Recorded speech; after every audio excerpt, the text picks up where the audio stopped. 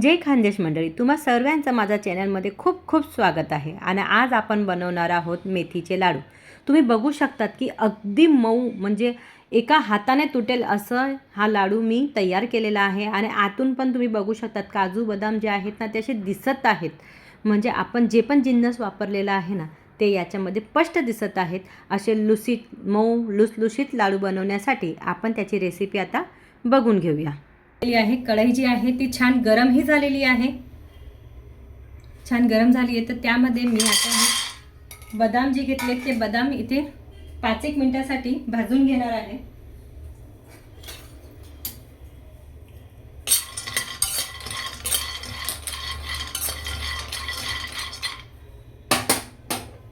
अशा प्रकारे मला हे बदाम जे आहे याच्यातलं जो मॉइश्चर आहे ते फक्त गेलं पाहिजे, जेणेकरून लाडू जे आहे ना ते दीर्घकाळपर्यंत टिकतात. म्हणून आपल्याला याला फक्त 5 मिनिटासाठी असं भाजून घ्यायचे आहे. भाजले गेलेले आहेत. आपण हे बदाम जे आहेत ते काढून घेणार आहोत. सगळं जिन्नस जे आहे ते थंड करून घेणार आहोत आपण. आणि थंड केल्यानंतर मिक्सरमधून काढून घेणार आहोत. भाजल्यानंतर एक क्रंचीपणा येऊन जातो त्यांना, म्हणून हे सगळे काजू बदाम वगैरे जे आहेत ना ते भाजूनच घ्यायचे. त्यानंतर मी यामध्ये पंपकिन सीड आहे तेही भाजून घेणार आहे. हे आपल्याला फक्त 2 मिनिटासाठी भाजायचे आहे. पंपकिन सीड जे आहे ते भाजले गेलेले आहेत. तर आपण आता याला काढून घेणार आहोत. आता काजू भाजून घेणार आहोत. काजू हे आपण 5-1 मिनिटासाठी भाजून घेणार आहोत. तुम्ही बघू शकतात की काजू जे आहेत ते छान असे ब्राऊन झालेले आहेत. तर तेही मी आता काढून घेते. इथे मी मखानेही घेतलेले आहेत, ते मखानेही मी भाजून घेणार आहे.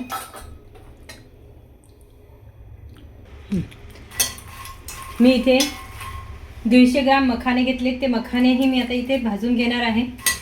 यांना पण छान असं क्रिस्पी करून घेणार आहे. तुम्ही बघू शकतात की मखाने जे आहे ना ते भाजले गेलेले आहेत. हे बघा, अशा प्रकारे छान असं असे तुटलेत, असा चुरा झाला म्हणजे मखाना जो आहे ना तो छान असा भाजला गेलेला आहे. तर आता हा मखाना आपण काढून घेणार आहोत. मखाने जे आहेत ते आपण इथे काढून घेतलेले आहेत.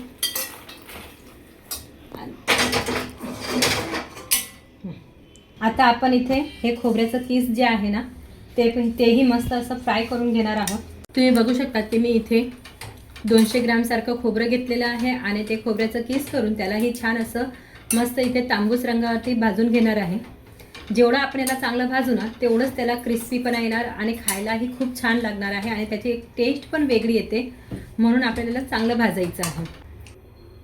तुम्ही बघू शकतात की खोबरं जे आहे ना ते छान असं तांबूस कलरचं झालेलं आहे. त्याचा छान असा सुगंधही येत आहे. तर आता हे खोबरं मी एका पातेल्यामध्ये काढून घेणार आहे. आता आपण हे पातेले काढून घेणार आहोत.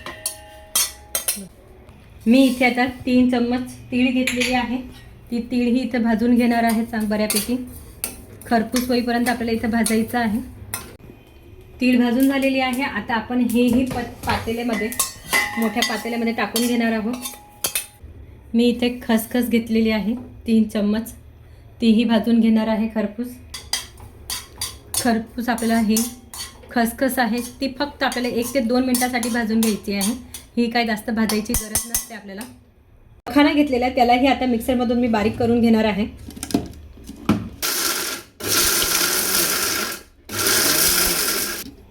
हे बघा, तुम्ही बघू शकता की मखाण्याची ही मस्त अशी बारीक पूड झालेली आहे. हे अशी बारीक पूड झालेली आहे छान. हेही आपण पातेल्यामध्ये टाकून घेणार आहोत. आता याच्यात मी हे मखाण्याची जी पूड आहे तेही टाकून घेणार आहे. अशाच प्रकारे सगळे जे पण ड्रायफ्रूट आहे ते मी आता, हे जेवढे पण ड्रायफ्रूट आहेत ना ते मी एकत्र मिक्सरमधून बारीक करून घेणार आहे. खसखस ही भाजून झालेली आहे. इथे ह्या बघा, माझ्या मुलाला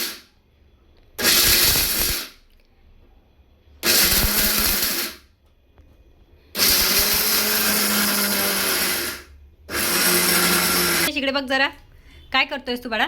मखाने वगैरे मी पिसतोय. हो, मखाने पिसतोय. मम्मीला मदत करतोय म्हणजे तू? ओके, दाखव बरं कसं पिसलंस तू. ओके, हां हां हां, बस राहू दे. जाळ मोठंच राहू द्यायचं आहे आपल्याला. जास्त बारीक करायचं नाही आहे. ओके, तर अशा प्रकारे हे बघू शकता तुम्ही. अशा प्रकारे आपल्याला हे किसमिस जे होतं त्याचा असं जास्त बारीक पूड करायची नाही आहे, थोडीशी जाड मोठी पूड ठेवायची आहे.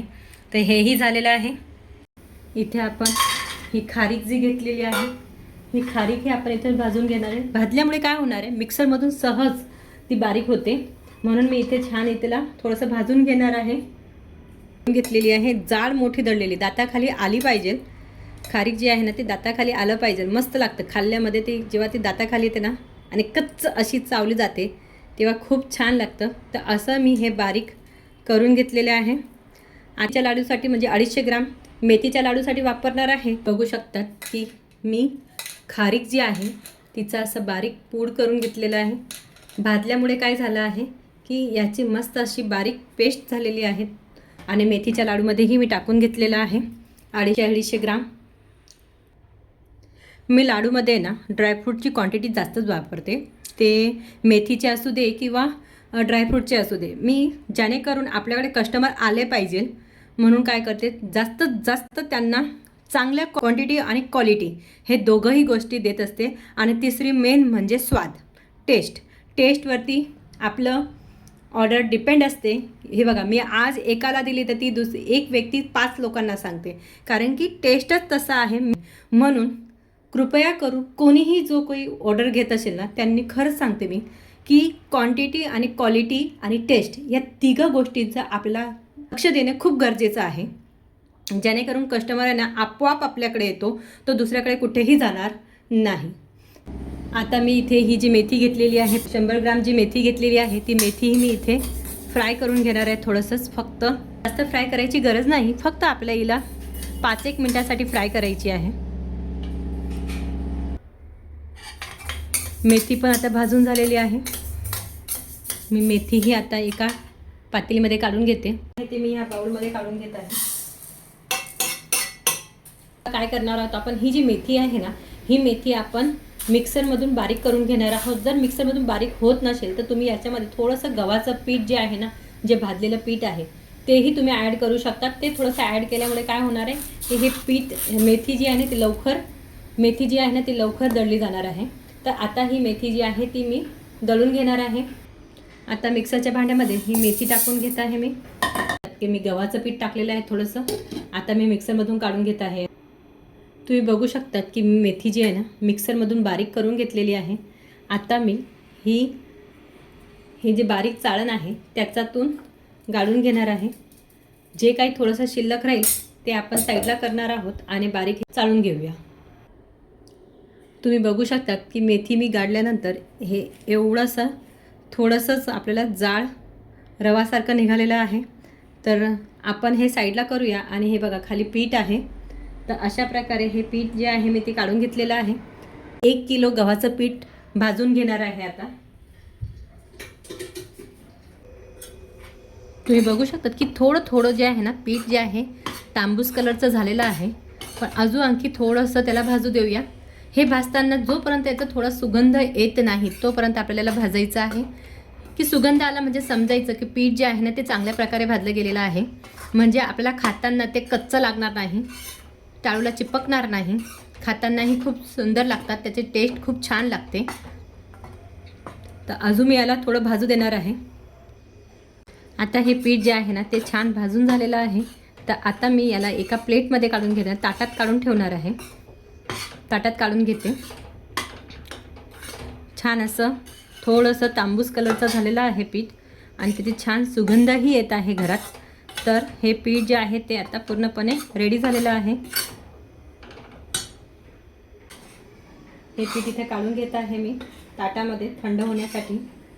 आणि तोपर्यंत आपण पुढची प्रोसिजर बघूया. आणखी तुम्ही बघू शकता की इथे मी शिंगोळ्याचं पीठ पण घेतलेलं आहे 100 ग्राम.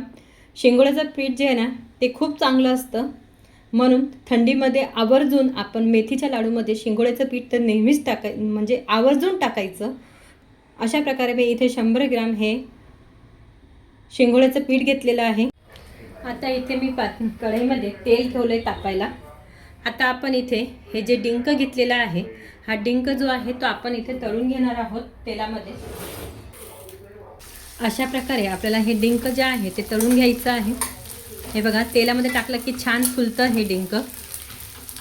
डिंक आपल्या ह्या कमरेसाठी चांगलं असतं.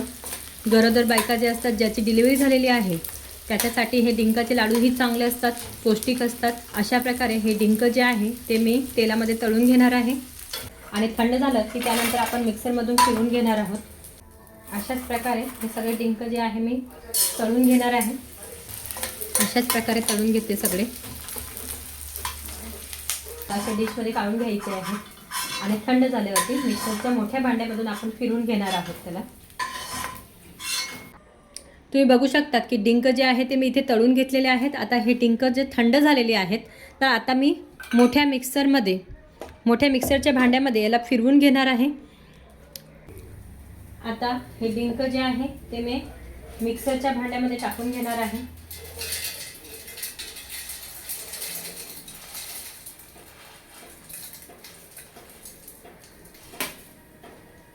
थोडं थोडं टाकून घ्यायचं आहे आपल्याला आणि मिक्सरमधून फिरवून घ्यायचं आहे. हे बघा, अशा प्रकारे.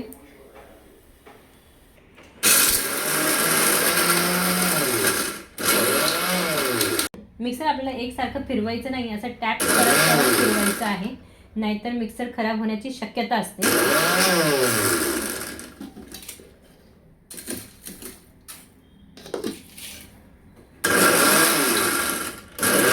बघू शकतात की मी डिंकाची जी आहे ना ती छान अशी बारीक पूड बनवून घेतलेली आहे. हे बघा, बारीक अशी पूड बनलेली आहे. आता ही पूड जी आहे ना ती मी आपलं जी सगळं काही जिन्नस आहे, काजू बदामचं पूड घातलेली आहे तिथे त्याच्यात टाकून घेणार आहे. डिंक जे आहे ते बारीक करून घेतलेलं आहे, तर ते पूड मी घातलेलं आहे. जे साहित्य आहे आपलं बारीक केलेलं त्या साहित्यामध्ये घालून दिलेलं आहे. मला हे ऑर्डरचे लाडू आहेत म्हणून क्वांटिटी माझ्याकडे जास्त आहे, तर अशा प्रकारे मी याच्यात हे टाकून घेतलेलं आहे. नंतर आता मी तेल गरम करायला ठेवते आहे. आता इथे कढईमध्ये मी 500 ग्राम तेल घातलेलं आहे आणि त्यालाही छान गरम करून घेणार आहोत. आपण इथे तिळीचं तेल घातलेलं आहे. तर हे तिळीचं तेल छान गरम झालं की यामध्ये आपण गूळ घालणार आहोत. आता इथे तेल छान तापलेलं आहे, तर त्यामध्ये मी आता हे जे किसून घेतलेलं गूळ जो होता तो कमीत कमी मी इथे 700 ग्रामसारखं गूळ घेतलेलं आहे, तर तो इथे मी यूज करत आहे. ते गूळ जो आहे ना विरघळेल ना तोपर्यंत आपल्याला गरम करायचा आहे. गूळ विरघळला की त्यानंतर आपण हा जो पाक आहे तो आपण पिठामध्ये टाकून घेणार आहोत. गूळ जो आता विरघळत आहे तोपर्यंत आपण काय करून घेऊया, याच्यामध्ये आपण सगळं पीठ जे आहे गव्हाचं, मेथीचं ते मिक्स करून घेणार आहोत.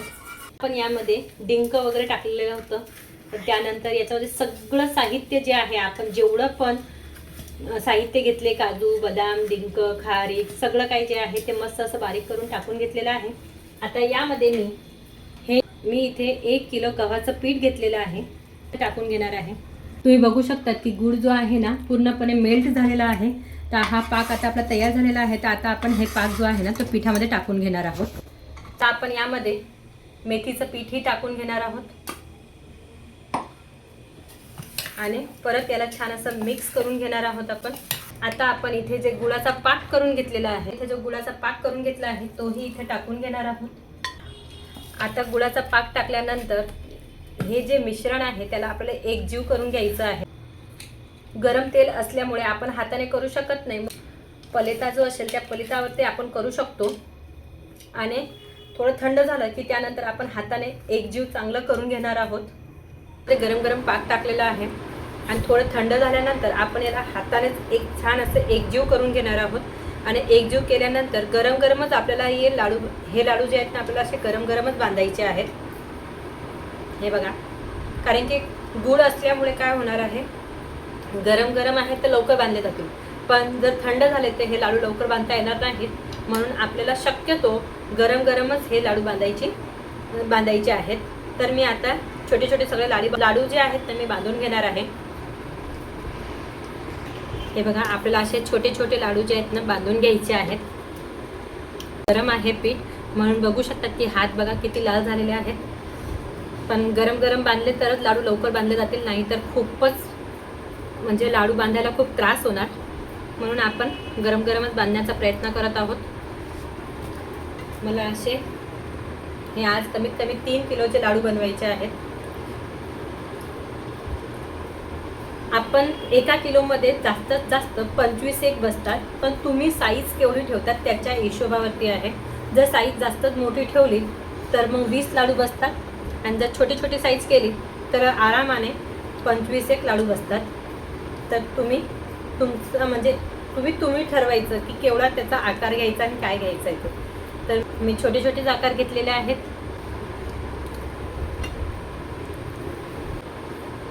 अशाच प्रकारे आपल्याला हे जे लाडू आहेत ना ते सगळे बांधून घ्यायचे आहेत. तुम्ही बघू शकतात की मी हे असे छोटे छोटे मस्त मेथीचे लाडू जे आहेत ते तयार झालेले आहेत. किती सुंदर दिसायला, जास्त तेल नाही, काहीच नाही, एकदम सुरेख आहेत आणि टेस्टलाही खूप भन्नाट झालेले आहेत, खूप सुंदर झालेले आहेत. तर अशा प्रकारे हे माझे मेथीचे लाडू तयार झालेले आहेत.